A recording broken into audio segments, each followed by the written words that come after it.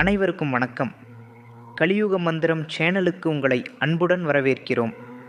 இந்த கலியுகத்தில் தீய சக்திகள் பெருகி மனிதர்கள் பல இன்னல்களுக்கும் மன உளைச்சலுக்கும் ஆளாகி வருகின்றனர். இத்தகைய சூழலில் நம்மை காத்து ரட்சிக்கவும் மன அமைதியை அளிக்கவும் நம் முன்னோர்கள் அருளிய பல உபாசனை முறைகள் உள்ளன. அவற்றில் ஞானத்தின் திருவுருவமாய் வீரத்தின் சிகரமாய் விளங்கும் முருகப்பெருமானின் உபாசனை முறை மிகவும் சக்தி வாய்ந்தது. இன்று நாம் கலியுகத்தில் முருகப்பெருமானின் அருளை பெற்று வாழ்வில் சகல சௌபாக்கியங்களையும் அடையும் முருகன் உபாசனை முறை பற்றி விரிவாக பார்க்கப் போகிறோம். இந்த உபாசனை முறையை சரியான வழியில் கற்றுக்கொள்ள குருஜி ஆச்சாரியார் அவர்கள் உங்களுக்கு வழிகாட்ட தயாராக இருக்கிறார். முருகப்பெருமான் சிவபெருமானின் நெற்றிக்கண்ணிலிருந்து தோன்றியவர்.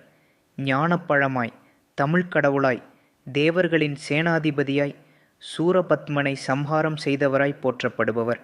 அவர் ஞானம், வீரம், அழகு, பக்தி ஆகிய அனைத்திற்கும் அதிபதி. முருகனை வணங்குவதன் மூலம் நம் வாழ்வில் உள்ள தடைகள் நீங்கி ஞானம் பெருகும், தைரியம் பிறக்கும், மன அமைதி கிட்டும். குறிப்பாக கலியுகத்தில் முருகப்பெருமானை வழிபடுவது நம் கர்ம வினைகளை குறைத்து ஆன்மீக முன்னேற்றத்திற்கு வழிவகுக்கும் என்று சாஸ்திரங்கள் கூறுகின்றன. உபாசனை என்றால் என்ன? உபாசனை என்பது ஒரு தெய்வத்தை அல்லது ஒரு குறிப்பிட்ட சக்தியை நமது அருகில் இருத்தி அதன் ஆற்றலை உள்வாங்கி அதன் மூலம் நமது வாழ்க்கையை மேம்படுத்தி கொள்ளும் ஒரு தீவிரமான ஆன்மீக பயிற்சி. இது வெறும் பூஜை செய்வதை விட ஆழமானது. இதில் மந்திர ஜபம், தியானம், நியமங்கள், விரதங்கள் என பல அம்சங்கள் அடங்கும். முருகன் உபாசனை என்பது முருகப்பெருமானை நமது இஷ்ட தெய்வமாக ஏற்று அவரது அருளை முழுமையாக பெற மேற்கொள்ளப்படும் ஒரு பக்தி மார்க்கம்.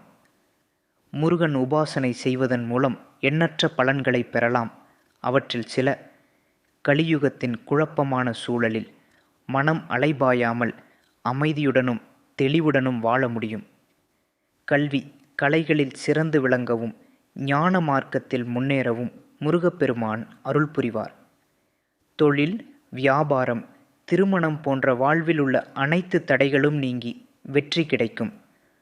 உடல் மற்றும் மனநோய்களில் இருந்து விடுதலை பெற்று ஆரோக்கியமான வாழ்வு அமையும். எந்த விதமான பயமும் இன்றி தைரியமாக வாழ்க்கையை எதிர்கொள்ளும் சக்தி கிடைக்கும். செல்வம், புகழ், நன்மக்கள் பேறு என அனைத்து விதமான சௌபாக்கியங்களும் கிட்டும். முருகன் உபாசனைக்கு சில அடிப்படை வழிமுறைகள் உள்ளன. இவை குருவின் வழிகாட்டுதலுடன் மேற்கொள்ளப்பட வேண்டும். உபாசனை செய்யும் இடம் சுத்தமாகவும் அமைதியாகவும் இருக்க வேண்டும்.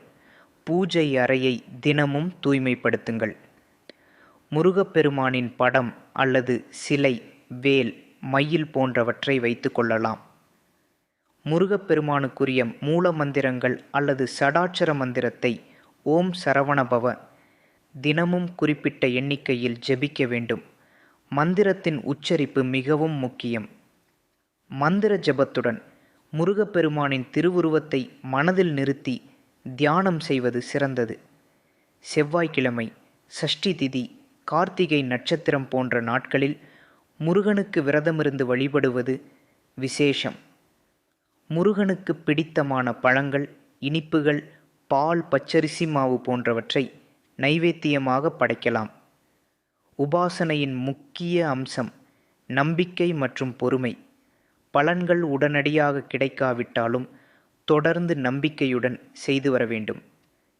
இந்த உபாசனை முறைகளை முறையாக கற்றுக்கொள்வதற்கும் அதன் நுட்பங்களை அறிவதற்கும் ஒரு நல்ல குருவின் வழிகாட்டுதல் மிகவும் அவசியம். குருவின்றி எந்த ஒரு உபாசனையும் முழுமையடையாது. குருவானவர் மந்திரத்தின் சரியான உச்சரிப்பு, உபாசனைக்கான நியமங்கள், வழிமுறைகள் மற்றும் ஏற்படும் சந்தேகங்களை நிவர்த்தி செய்வார். குருஜி ஆச்சாரியார் அவர்கள் பல வருடங்களாக ஆன்மீகத் துறையில் அனுபவம் வாய்ந்தவர். முருகப்பெருமானின் அருளை பெற விரும்பும் அன்பர்களுக்கு அவர் சரியான வழிகாட்டுதலை வழங்கி வருகிறார்.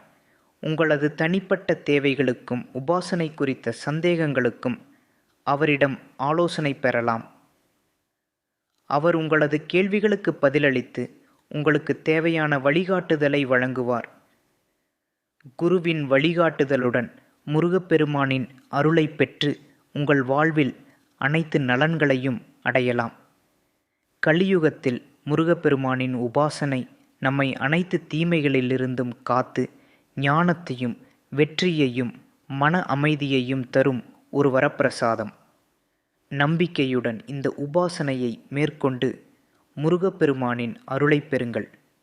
நன்றி, வணக்கம்.